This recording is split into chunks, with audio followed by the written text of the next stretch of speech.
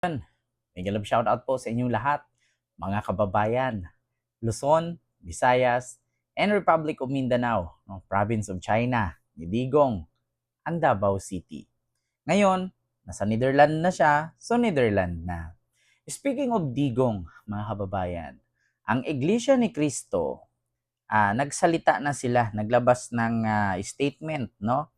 Ang Iglesia ni Cristo na dapat daw si Digong ay sa Pilipinas litisin at hindi sa ibang bansa.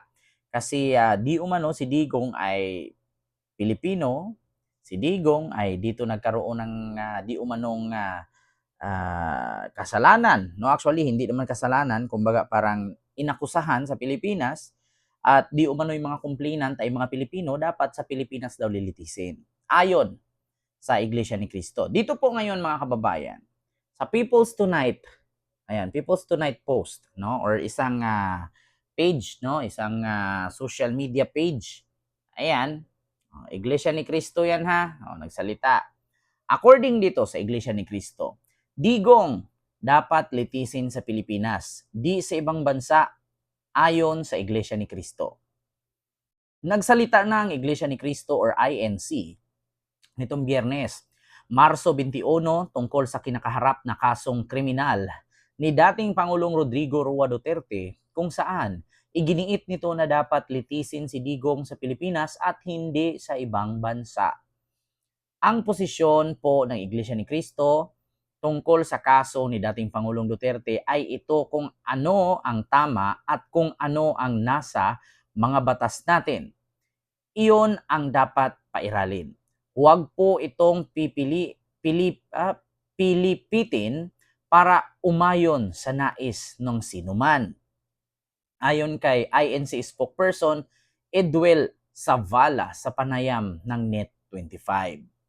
Ngayon, si Duterte ay inaresto ng mga tauhan ng Philippine National Police or PNP at International Criminal Police Organization or Interpol sa Ninoy Aquino International Airport or NAIA, Terminal 3 sa Pasay City noong Marso 11 sa kanyang pagdating mula Hong Kong sa bisa ng arrest warrant na inisyu ng International Criminal Court or ICC sa kasong Crimes Against Humanity na inihain laban sa kanya.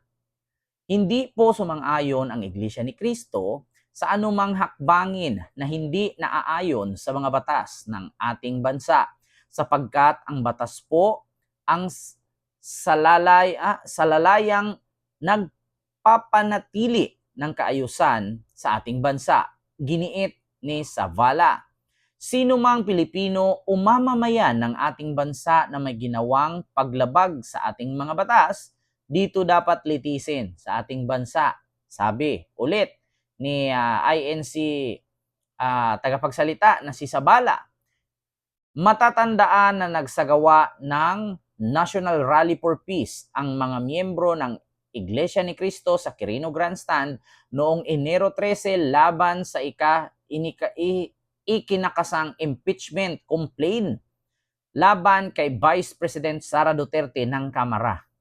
So, ito po, mga kababayan, no? Ay hindi nga sang-ayon ang INC, no, sa paglitis daw kay Digong sa Netherlands dapat sa Pilipinas gawin kasi Pilipino si Digong at sa Pilipinas daw siya nagkaroon ng kasalanan, di umano, ha? So, ayon ng INC. Ngayon, mga kababayan, ito po ay post ng People's Tonight. So, basahin po natin dito, mga kababayan, ang komento ng netizen. Kasi dito tayo magbe-base sa komento ng netizen. So, ngayon, mga kababayan, ito, babasahin na po natin, ha? Ito. Sabi ni Timoteo Dicano, yes, lilitisin din po siya dito in absentia. Patong-patong na kaso sa buong kapuluan upang hindi tularan sa buong mundo. People of the world versus FPRRD.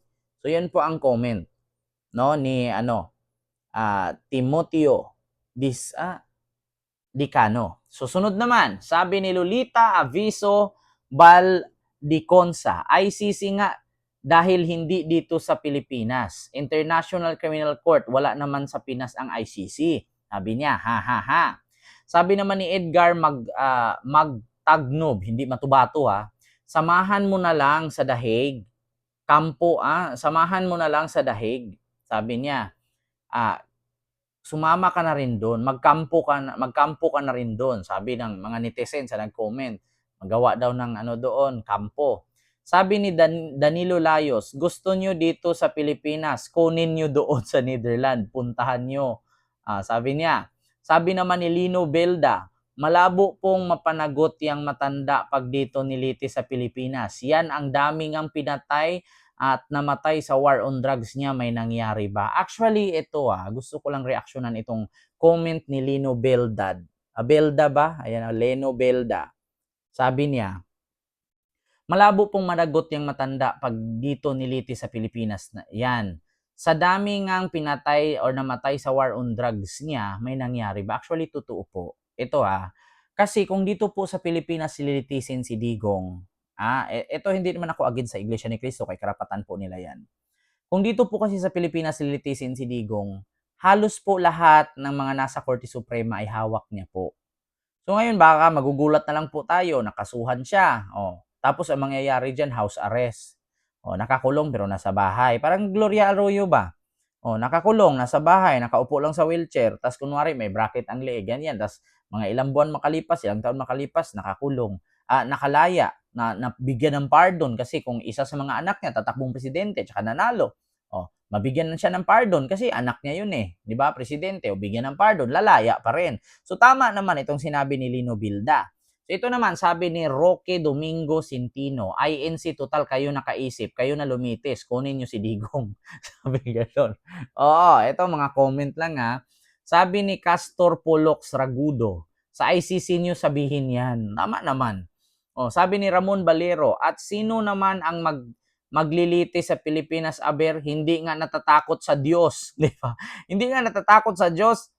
Sa takot ba naman ng maglilitis, hindi yan ginagalang ang mga maglilitis sa Pilipinas, binabastos, pati batas at alagad ng batas. Di ba? Tama naman, sabi ni Ramon Balero, kasi kung dito nga naman si Digong, hindi katulad nung ginawa sa Kongreso, anong sabi niya? Wala kang alam. Ako, piskal, mayor, presidente, hindi ka marunong, wala kang alam, mag-aral ka muna. Ganon. Insultuhin lang ni Digong. Talagang walang maglilitis dyan. Babastusin niya lang sabi naman ni Francis Arnaiz Velasco, ipatulpo nyo. Ipatulpo nyo si PBBM. Ayan. Sabi ni Wolfie Novia Oreo, tahimik na si Tulpo Ayan, sabi ni Agustino Tijada, ilang politiko na ang nilitis at naparusahan sa ating bansa pero walang nagtagal sa kulungan dahil iba ang batas natin dito. Pag mayaman at maimpluwensyang politiko ang nakulong, sandali lang laya na. Dahil sa binibigyan agad ng parol ng kapwa politiko. Kaya mas mainam na sa ibang bansa sila isakdal at makulong nang magtamo ng mga biktima ang tunay na hustisya. Actually, tama po ito. Sabi ni Agustino Tijada.